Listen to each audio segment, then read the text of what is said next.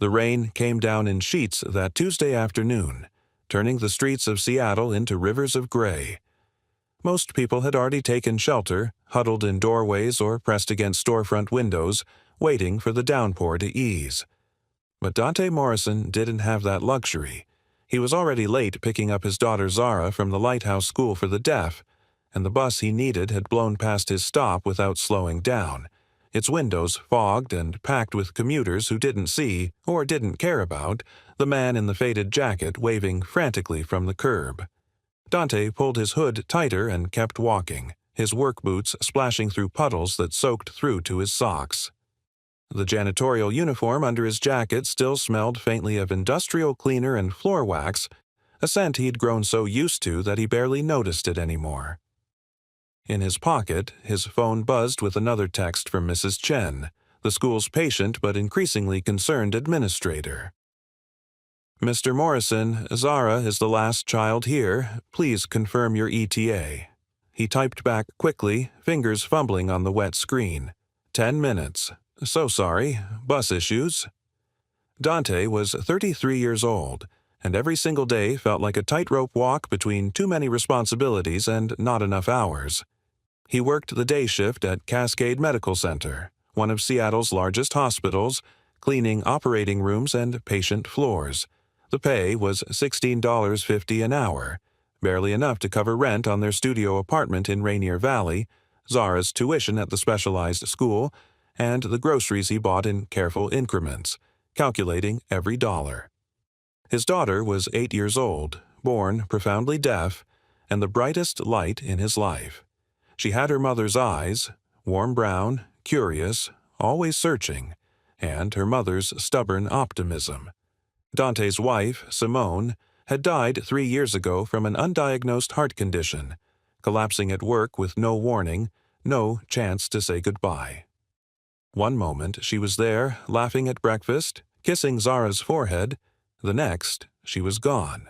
Dante had learned American Sign Language during Simone's pregnancy when they discovered their daughter would be deaf.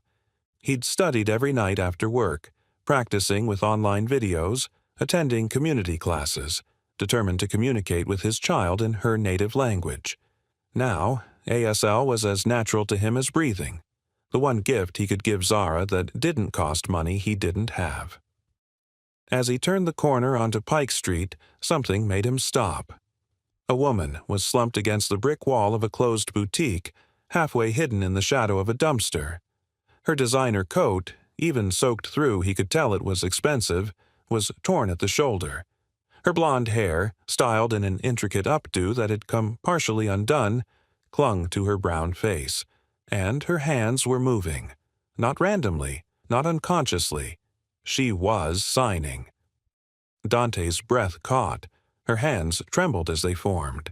The words, over and over, desperate and precise. Help. Please, help. If you're enjoying this story so far, don't forget to hit the like button and subscribe. Drop a comment telling me where in the world you're watching from. I love hearing from you. He moved toward her without thinking, his own hands already forming signs before he spoke. "Are you hurt?" The woman's head snapped up. Her eyes, a striking light brown that seemed to glow even in the dim, rain-soaked light, widened with shock. For a moment, she just stared at him, as if she couldn't believe what she was seeing. Then fresh tears spilled down her cheeks, mixing with the rain. "You can understand me," she signed, her hands shaking so badly the movements were barely legible. "You can see me." Dante crouched down to her level, careful not to crowd her, and signed back, "I see you. What happened? Are you hurt?" She shook her head quickly, then nodded, then covered her face with her hands. Her whole body was trembling, not just from the cold, but from something deeper: fear, exhaustion, relief. "My hearing aids," she signed when she finally looked up again. "Someone attacked me, took my purse, knocked them out of my ears." She gestured vaguely to the empty street. "I've been trying to get help for I don't know how long. No one stops, no one understands." Dante felt anger flare hot in his chest. How many people had walked past this woman, How many had seen her signing and assumed she was drunk, or high, or crazy? "You're safe now," he signed, keeping his movements slow and clear. "I'm Dante. I'm going to help you, okay?" She nodded, and he saw the exact moment she let herself believe him. The way her shoulders sagged, the way her breath came out in a shuddering exhale. "My name is Sienna," she signed back. Dante pulled out his phone and quickly texted Mrs. Chen. "Emergency. We'll be 20 minutes late. Please stay with Zara. We'll explain everything." The response came immediately. "Of course. Take care." He turned his attention back to Sienna. She was shivering violently now, her lips tinged with blue.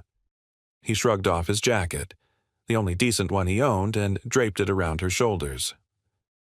"Can you walk?" He signed. "I think so." He helped her to her feet, steadying her when she swayed. She was taller than he'd expected, even in her shock and disarray. Everything about her screamed money. The cut of her coat, the leather boots that probably cost more than his rent, the subtle gold jewelry at her wrists and ears. "Where do you live?" Dante signed. "Can I call someone for you?" Sienna hesitated, her expression shifting into something complicated. Fear mixed with something that looked almost like shame. "No one," she signed finally. "There's no one to call." The words hit Dante harder than they should have. This woman, who clearly had wealth most people couldn't imagine, had no one. Just like him. Just like Zara. "Okay," he signed. "Then you're coming with me. We'll get you warm, get you safe, and figure out the rest." "I can't," she protested weakly. "I've already taken too much of your time." "You haven't taken anything," Dante signed firmly. "You asked for help. I'm giving it. That's what people are supposed to do." The Lighthouse School was only 6 blocks away, but it took them nearly 15 minutes to get there. Sienna could barely walk straight. Whether from the attack, shock, or hypothermia, Dante wasn't sure. He kept one arm around her waist, supporting her weight, while his free hand stayed ready to sign if she needed to communicate. They must have made quite a picture. A black man in a damp janitorial uniform and a clearly wealthy woman in a torn designer coat, stumbling through the rain-soaked streets together. A few people glanced their way, but no one stopped. No one asked if they needed help. That, Dante thought bitterly, was Seattle in a nutshell. Everyone too busy, too important, too uncomfortable to get involved. When they finally pushed through the doors of the Lighthouse School, Mrs. Chen looked up from the reception desk and immediately hurried over. "Mr. Morrison, and... oh my goodness, is she all right?" Dante switched to speaking aloud, knowing Sienna couldn't hear him but trusting Mrs. Chen would help. "She was attacked, lost her hearing aids. She's been sitting in the rain trying to get help and no one stopped." Mrs. Chen's expression hardened with righteous anger. "Come with me. We have a medical room." She led them down a familiar hallway decorated with children's artwork and ASL alphabet charts. Dante caught sight of Zara through the window of the library, curled up in a beanbag chair with a picture book. She looked up, saw him, and her face lit up like sunrise. "Daddy!" she signed, already scrambling to her feet, but before she could run to him, she noticed Sienna. Her expression shifted immediately to concern, that same fierce protectiveness Simone used to have. "Who is she?" Zara signed, her small hands moving with the precision of a child who'd been signing since birth. "Is she hurt?" Dante knelt down to his daughter's level, aware of Sienna watching the exchange with something like hunger in her eyes. "This is Sienna. She needed help, so I helped her. Like Mommy taught us, remember?" Zara nodded solemnly, then turned to Sienna and signed with the fearless empathy of an 8-year-old. "I'm Zara. You're safe now. My daddy is the best helper in the whole world." For the second time in 20 minutes, Dante watched Sienna's eyes fill with tears. She crouched down, shakily but determined, and signed back to Zara. "Thank you. Your daddy is very kind." Zara studied her for a moment, then reached out and took Sienna's hand. "You're cold. We should get you warm." Mrs. Chen had set up the medical room with blankets, a first aid kit, and a cup of hot tea. Sienna sat wrapped in layers, color slowly returning to her face. Dante had called the police to report the assault, but the officer who took the information over the phone had been frustratingly dismissive. Without more details about the suspect, there's not much we can do. She should file a full report at the station when she's feeling better. Dante had wanted to argue, wanted to point out that a woman had been violently attacked in broad daylight and left helpless, but he bit his tongue. He knew how these things went, especially when the victim couldn't speak, couldn't easily communicate with officers who didn't know sign language. Now, sitting in the medical room with Zara pressed against his side and Sienna across from them, Dante found himself studying this woman more carefully. Even disheveled and traumatized, there was something striking about her. Not just her obvious beauty, the elegant bone structure, the way she held herself with unconscious grace, but something deeper. A loneliness that felt familiar, a weariness that went beyond physical exhaustion. "Where do you live?" He signed again. "We need to get you home safely." Sienna's hands hesitated, hovering in the air. When she finally answered, her signs were small, almost ashamed. "I live at the Ellison Tower. Penthouse." Dante's breath caught. The Ellison Tower. One of Seattle's most exclusive residential buildings where condos started at $5 million. He'd cleaned offices in that building once during a brief contract job. He remembered the marble lobbies, the private elevators, the sense that he didn't belong anywhere near such opulence. "That's across town," he signed. "You can't walk there like this. Do you have a car service? Someone who can come get you?" "My phone was in my purse," Sienna signed. "Everything was in there. My ID, my cards, my keys." She paused, a bitter smile twisting her lips.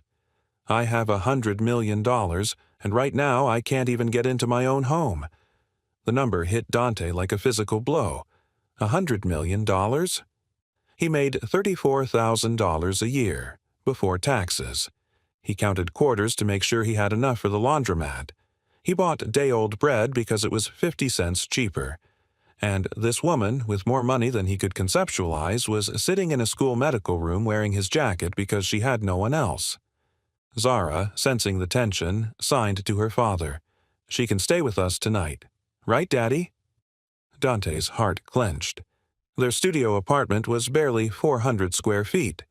There was one bed that he and Zara shared, one bathroom with a cracked tile floor, one window that looked out at a brick wall. The heat didn't always work. The neighbors upstairs fought loud enough to shake the ceiling. But Zara was right. What else could he do? Send this woman out into the streets alone, vulnerable with no way to communicate if she needed help again? "Just for tonight," he signed to Sienna. "Until we figure out how to get you home safely. It's not much, but it's warm and it's safe." Sienna looked between him and Zara, and Dante saw her throat work as she swallowed hard. "I can't ask you to do that," she signed. "You've already done. Too much." "You didn't ask," Dante signed back. "I'm offering. There's a difference." For a long moment, Sienna just looked at him. Really looked at him, as if trying to understand what kind of man would offer his home to a stranger. Finally, she signed. "Okay, thank you." The bus ride to Rainier Valley was crowded and uncomfortable. Dante, Sienna, and Zara squeezed into a single seat near the back, Zara on Dante's lap and Sienna pressed against his side. He was acutely aware of the stares they received. A black man in work clothes with an 8-year-old and a woman who, even in her disheveled state, looked like she belonged in a completely different world. Zara, oblivious to the attention, kept up a steady stream of signs directed at Sienna. "Do you have kids?" "No," Sienna signed back, and something flickered across her face. Regret. Longing. "Do you like pizza? We're having pizza tonight. Daddy gets the frozen kind because it's cheaper, but if you add extra cheese, it's really good." Despite everything, Sienna smiled. "I love pizza." "Good," Zara signed emphatically. "You can sit next to me." When they finally reached their stop and climbed the 3 flights of stairs to their apartment, the elevator had been broken for 2 months, Dante felt a wave of embarrassment wash over him. The hallway smelled like someone's cooking, curry and fried plantains mixing in a way that would have been pleasant if the scent wasn't so strong it made your eyes water. The carpet was stained and worn thin in places. His door, 308, had a dent near the bottom where someone had kicked it during a domestic dispute 3 apartments down. He unlocked the door and pushed it open, Zara rushing in ahead of him. "Home," she signed cheerfully, dropping her backpack by the door. Dante watched Sienna's face carefully as she stepped inside, trying to see the space through her eyes. 1 room, a double bed in the corner with a handmade quilt his mother had sewn before she died. A tiny kitchenette with a hot plate, microwave, and mini fridge. A bathroom barely big enough to turn around in. Zara's drawings covered every available wall space, bright explosions of color that made the cramped room feel less suffocating. The heat was working today, thank God, and Dante had done his best to keep the place clean despite his exhaustion. But it was still undeniably, obviously, heartbreakingly poor. Sienna stepped fully inside, and he waited for the judgment, the pity, the uncomfortable realization that she'd made a mistake coming here. Instead, she signed, "Your daughter's artwork is beautiful." Dante felt something loosen in his chest. She's talented, better than I ever was at her age. This one, Sienna moved closer to a drawing of a woman with flowing hair and a huge smile surrounded by stars. Who is this? Dante's throat tightened. That's her mother, Simone. She died 3 years ago. I'm sorry. Sienna's hands moved with genuine feeling. She looks like she was full of light. She was, Dante signed. She taught me to sign. Taught me that being deaf isn't a disability. It's just a different way of being in the world. Zara tugged on Sienna's coat. You can sleep in Daddy's bed. He'll sleep on the floor. He always does when we have company. She paused, thinking. We don't have company very much. Sienna knelt down to Zara's level. I don't want to take your daddy's bed. It's okay, Zara signed matter-of-factly. Daddy says helping people is more important than being comfortable. That's what Mommy believed, too. Dante saw Sienna's eyes grow bright with unshed tears again. This woman, who probably lived in a penthouse with more bedrooms than she could count, was undone by an 8-year-old's simple kindness. Let me at least make dinner, Dante signed, moving toward the kitchenette. Are you okay with frozen pizza? It's all I have right now. That sounds perfect, Sienna signed, while the pizza heated in their tiny oven, which took twice as long as the box recommended because it was old and temperamental. Dante found some clean clothes that might fit Sienna, an old sweatshirt of his and some sweatpants he'd bought at Goodwill last month. The bathroom is through there, he signed, pointing. Take as long as you need. Hot water is inconsistent, but if you're quick, you should be fine. When Sienna emerged 20 minutes later, her makeup washed off and her hair wrapped in one of Zara's colorful towels, Dante felt his breath catch. She looked younger somehow, more vulnerable. The expensive clothes and careful styling had been armor, he realized. This version of her, bare-faced, wearing his oversized sweatshirt, her feet bare on their worn carpet, was the real person underneath. Better? He signed. So much better, she signed back.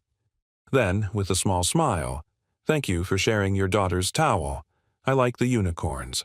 They ate dinner sitting on the floor around the coffee table Dante had found on the curb and fixed up himself.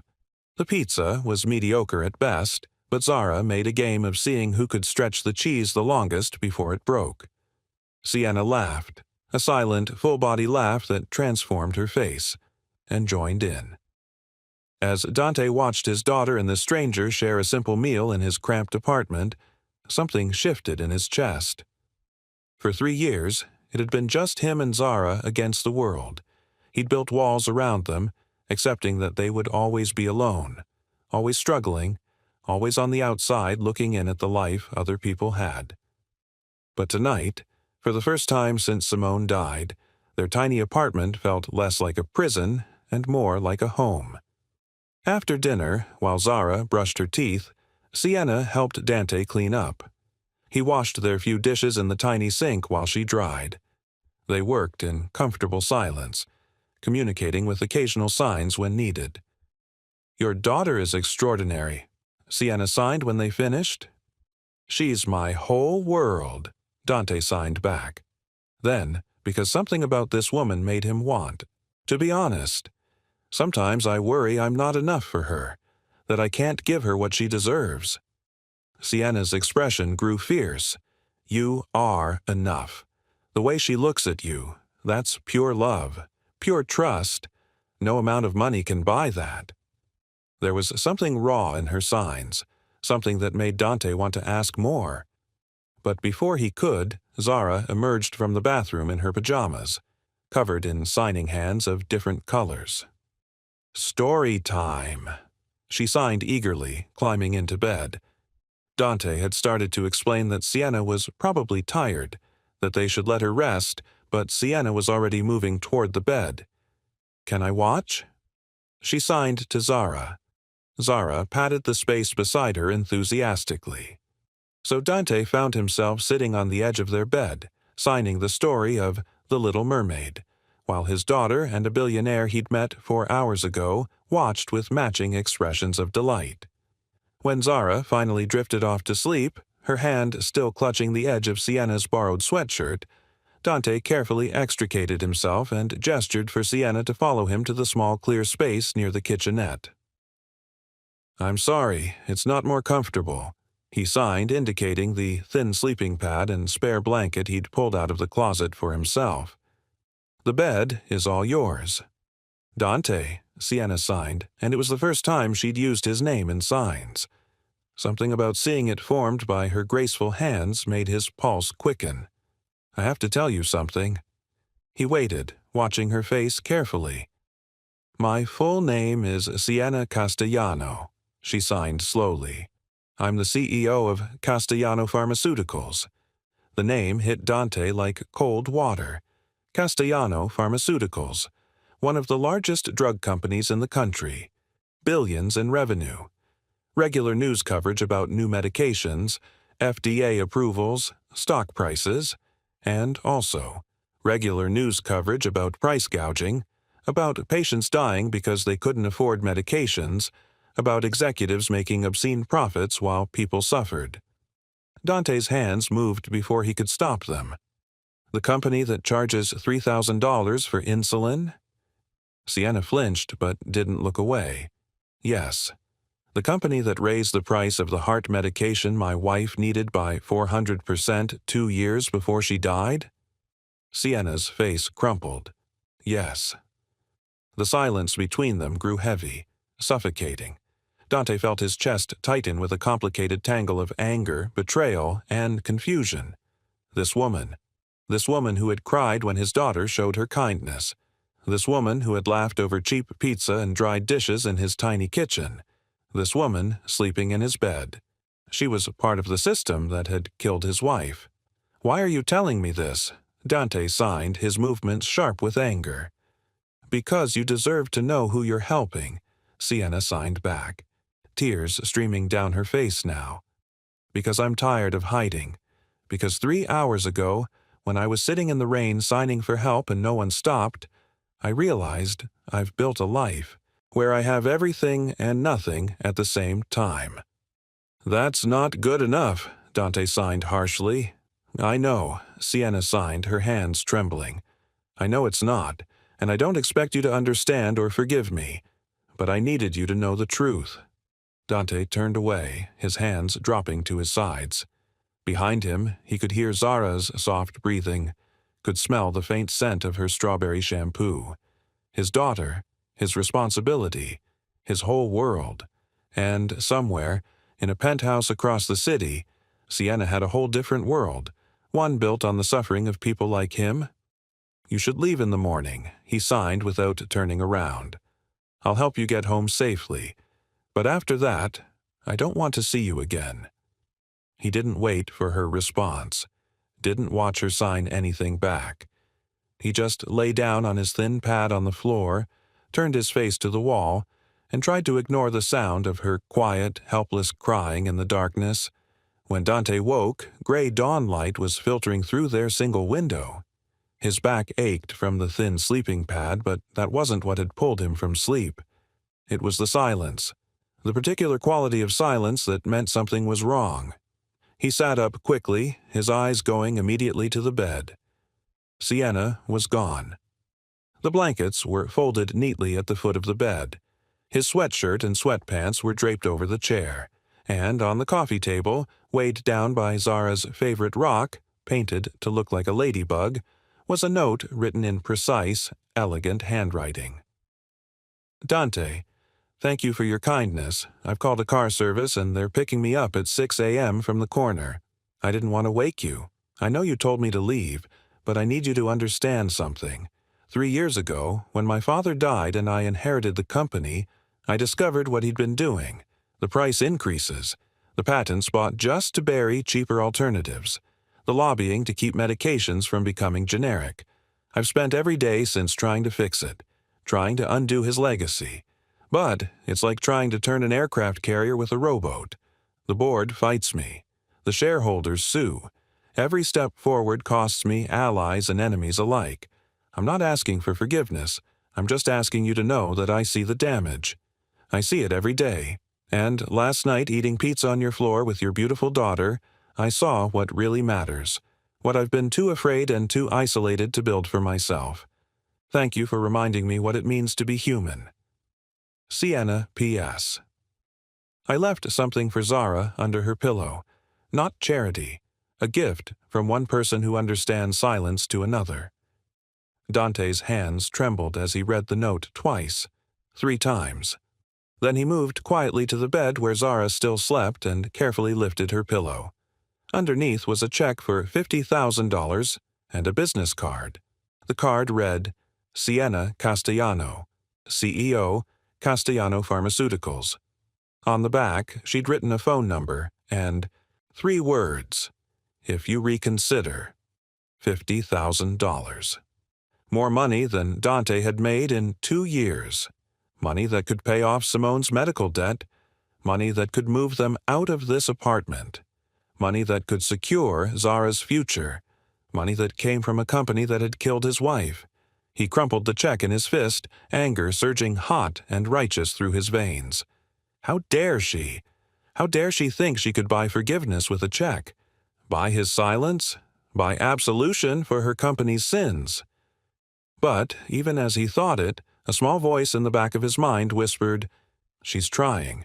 She said she's been trying to fix it. Daddy? Zara's small hand touched his arm and he turned to find her sitting up, rubbing sleep from her eyes. Where did the nice lady go? She went home, Dante signed, forcing his expression neutral. Why? Zara's face crumpled. Didn't she like us? She liked us very much, Dante signed, his heart breaking. But she has her own life, her own world. That's sad, Zara signed. I wanted her to stay. So did I, Dante realized with a jolt. Despite everything, despite the anger, despite the history, despite the impossible gulf between their worlds, some part of him had wanted her to stay. 3 days passed. Dante went to work, cleaned operating rooms, mopped floors, picked up Zara from school. He told himself he'd forgotten about Sienna Castellano. Told himself the check he'd hidden in his sock drawer was just paper. Told himself he didn't check his phone hoping to see an unknown number. On the 4th day, Mrs. Chen stopped him at pickup. Mr. Morrison, can I speak with you for a moment? Dante's stomach dropped. Had Zara done something wrong? Was there a problem with tuition? Mrs. Chen led him into her office and closed the door. A woman came by today. She asked about our funding needs, about our program for deaf children, about our scholarship opportunities. What woman? Dante asked, though he already knew. Sienna Castellano. Mrs. Chen's eyes were sharp, assessing. She wrote a check for $2 million to establish a permanent scholarship fund for families like yours who struggle to afford specialized education. Dante felt the world tilt. $2 million. Not to him, not as a bribe or charity, but to help other families, other children like Zara who deserved the same opportunities. Did she say anything else? She said she was inspired by a little girl with a heart bigger than the whole world. Mrs. Chen paused. She also left this for you. She handed him an envelope. Inside was a letter and a new business card. This one had no title, just her name and a personal phone number. Dante, I know you're angry, you have every right to be, but I want you to know what I'm doing. What I've been doing since my father died. Last year, I pushed through a 40% price reduction on 15 essential medications, including insulin. The board tried to fire me. I survived by 1 vote. 6 months ago, I opened our patents on 3 life-saving drugs to generic manufacturers. Our stock dropped 23%. Shareholders are calling for my removal.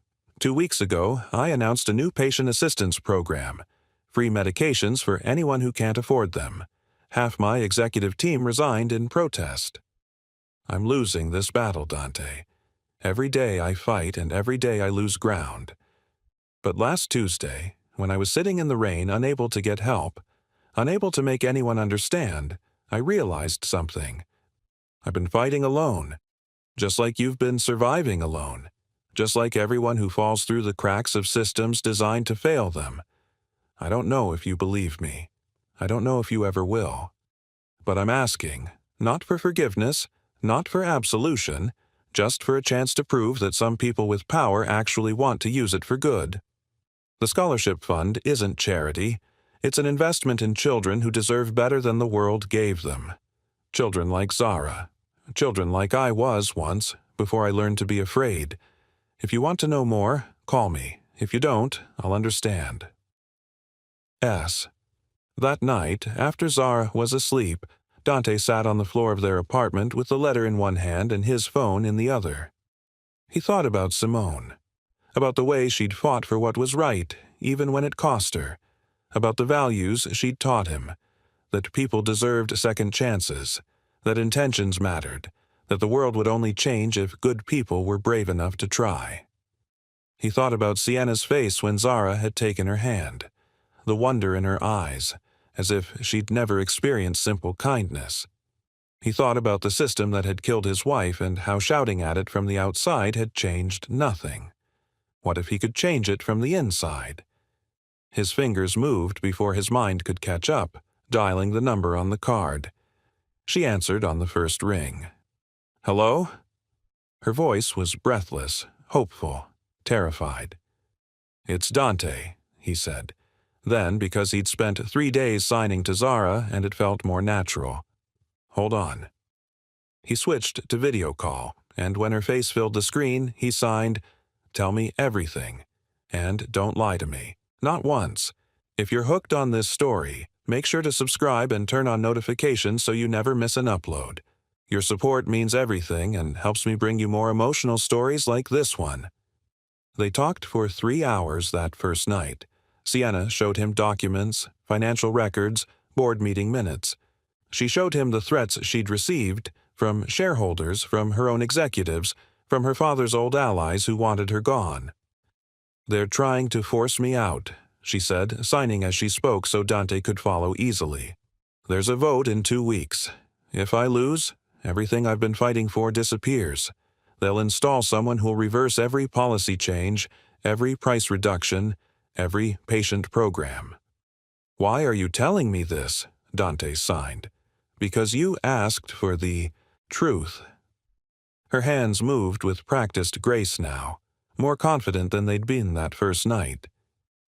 And because I need help, not money help, not power help, I need someone who understands what it's like to be on the other side. Someone who can tell me if what I'm doing actually matters. It matters, Dante signed slowly. But it's not enough. Not yet. I know, Sienna signed back. So, help me make it enough. Over the next week, something unexpected happened.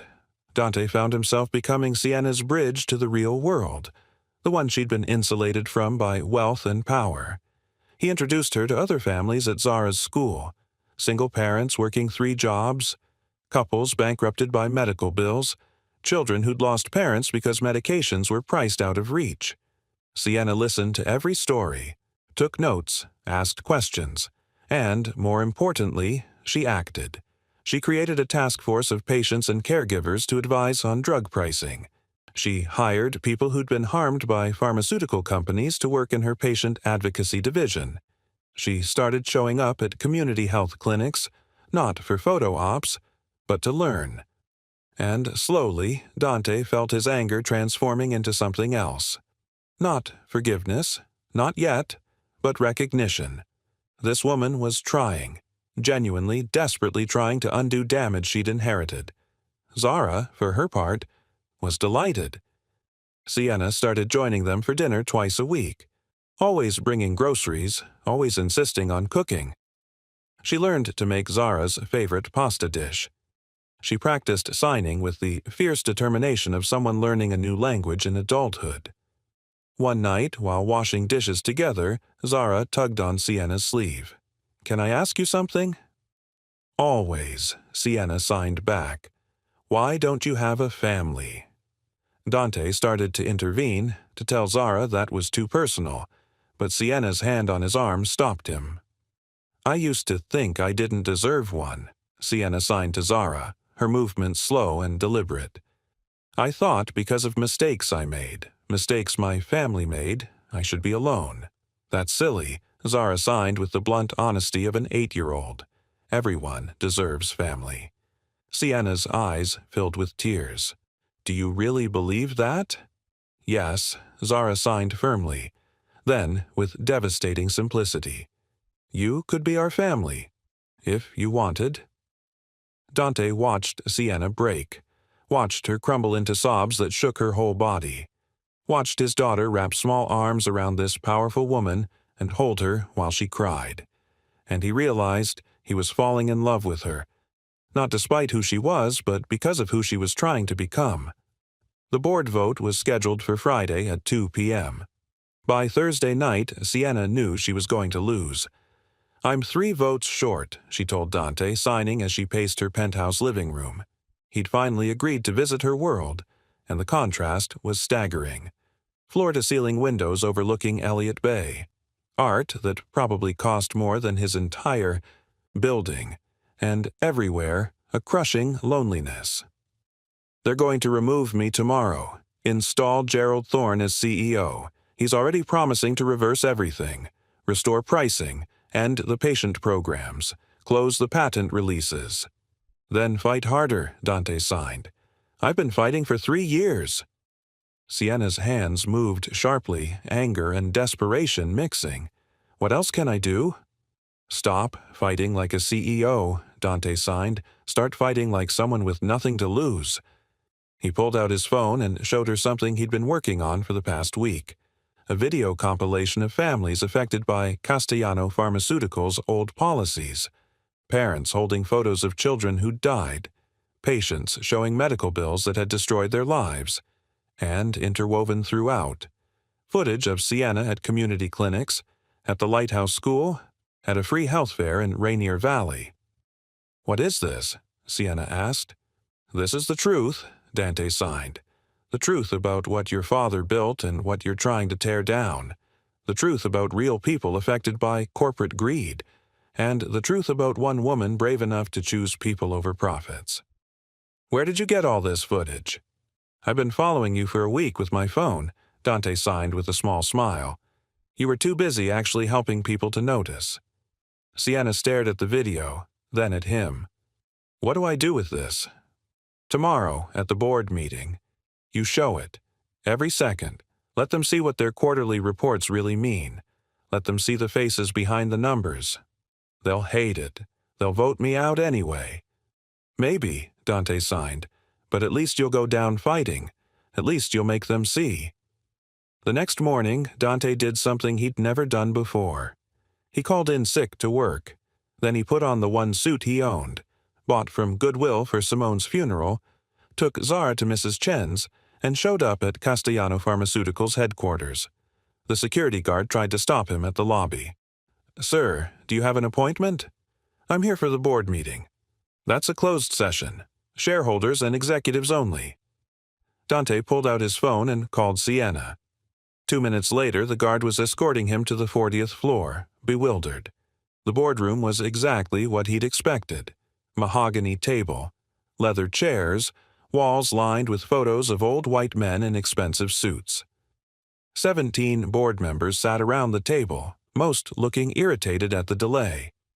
Sienna stood at the head of the table, and when she saw Dante, her whole face transformed. "You came," she signed. "I'm here," he signed back. "Show them."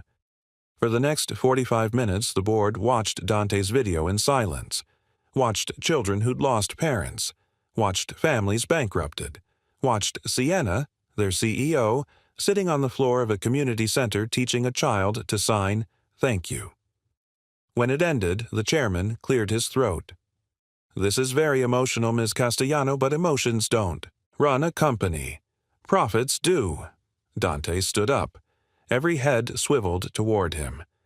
"My name is Dante Morrison," he said clearly. 3 years ago, Castellano Pharmaceuticals raised the price of Cardioplex, a heart medication, by 400%.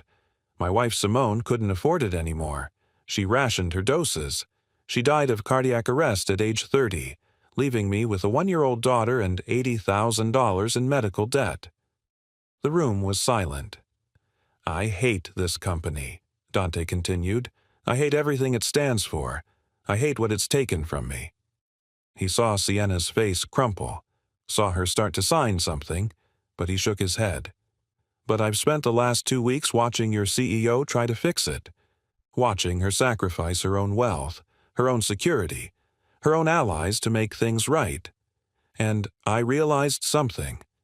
He looked directly at the chairman. "You're not voting on whether to remove a CEO today.